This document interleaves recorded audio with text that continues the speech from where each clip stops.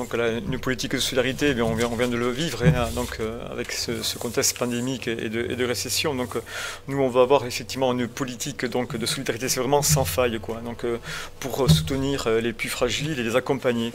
Donc ça veut dire quoi concrètement? Ça veut dire des actions donc, menées par le CCAS. Bon, nous poursuivrons.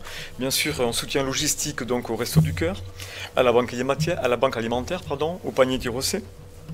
Redynamiser bien sûr l'épicerie solidaire et nous proposerons comme action concrète donc ce qu'on appelle un chéquier solidaire, donc que les Tirocés, donc on verra en fonction de l'organisation par rapport mettons à leur avis d'imposition comment ils pourront effectivement s'en servir de façon concrète pour les utiliser mettons dans les commerçants Tirocés. Bien sûr nous maintiendrons dans Tyros donc ce qu'on appelle les transports solidaires. Donc voilà globalement ce que l'on veut faire sur la thématique solidarité sur Tyros. Donc vraiment accompagner et être là vraiment très très proche de l'ensemble des Tyrosais et Tyrosaises. À vous, là, je pense qu'on est sur un domaine très particulier pour vous. Très particulier et qui, oui, effectivement, qui est très important. Nous avons d'ailleurs évoqué le principe du guichet unique parce que nous sommes nombreux dans la liste à côtoyer les diverses administrations, y compris par exemple celle du collège, et où on constate un fort renoncement aux droits. Qu'il s'agisse des bourses par exemple, qu'il s'agisse des droits au RSA, eh bien on s'aperçoit que la difficulté administrative fait que la personne, quand elle vient prendre ces informations, eh bien souvent elle ne répond pas, elle ne revient pas parce qu'il lui manque des documents et puis il faut qu'elle revienne. Elle trimballe toujours son petit baluchon de conditions sociales un peu compliquées. D'où l'idée du guichet unique, c'est vraiment de permettre d'avoir une porte d'entrée qui fait qu'après on pourra faire le lien avec le collège, avec les autres administrations et leur permettre de peut-être une bouffée d'air et moins trimballer ce baluchon de difficultés. Nous voulons rompre avec l'isolement des personnes seules et des familles monoparentales, qui sont aussi régulièrement en difficulté dans le sens où quand vous êtes une famille monoparentale, qu'il s'agisse d'un papa ou d'une maman, vous êtes en difficulté parce que vous ne pouvez pas, par exemple, aller à l'animation du soir, au cinéma ou au spectacle. Et l'idée aussi, c'est comment créer un petit réseau pour pouvoir permettre à ces personnes-là de bénéficier de tous les services qui existent sur la commune.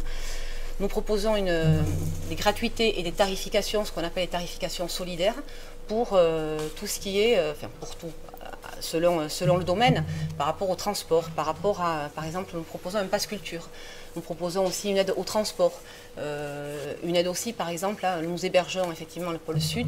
L'idée, c'est que quand vous faites une première année, c'est un tarif, et puis votre quotient familial n'a pas changé, pourtant la deuxième année, ça augmente.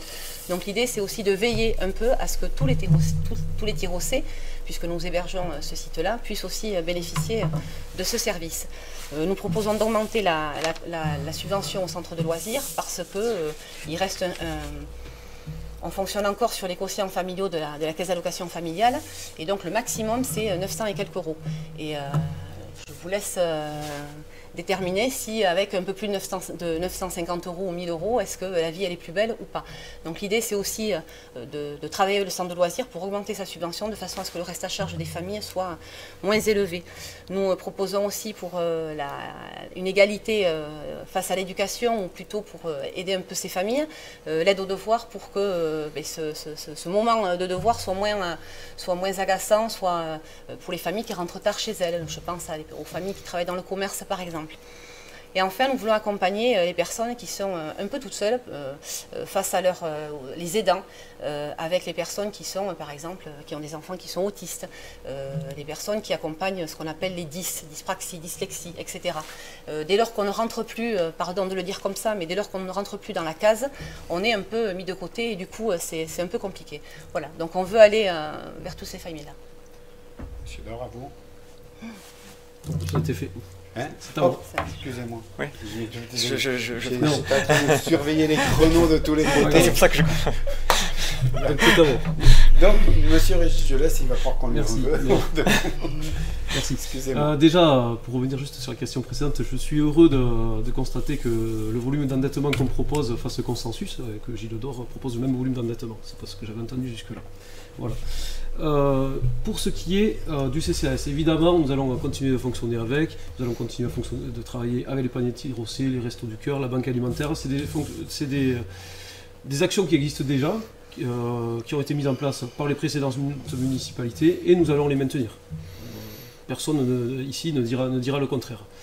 Ensuite, pour aider les plus fragiles, je suis aussi favorable au guichet unique. Et pour ce guichet unique, il faut un lieu, il faut un local.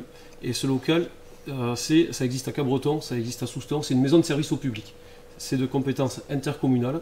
La communauté de communes finance et l'investissement, les locaux, et le budget de fonctionnement en finançant les agents. Ça permet d'aider aux démarches administratives. Au sein de ce local, il y a des permanences CAF, des permanences d'écrivains publics avec la Ligue des droits de l'homme, des permanences d'avocats. Il y a le conseil départemental d'accès aux droits qui tient également des permanences, et ça permet facilement de passer d'un guichet à l'autre, ou de faire transiter l'information très facilement. Pour ensuite les plus précaires, par exemple sur les économies que nous avons prévu de réaliser sur le budget de fonctionnement, parce qu'il faut bien réaliser des économies si on veut augmenter les subventions quelque part.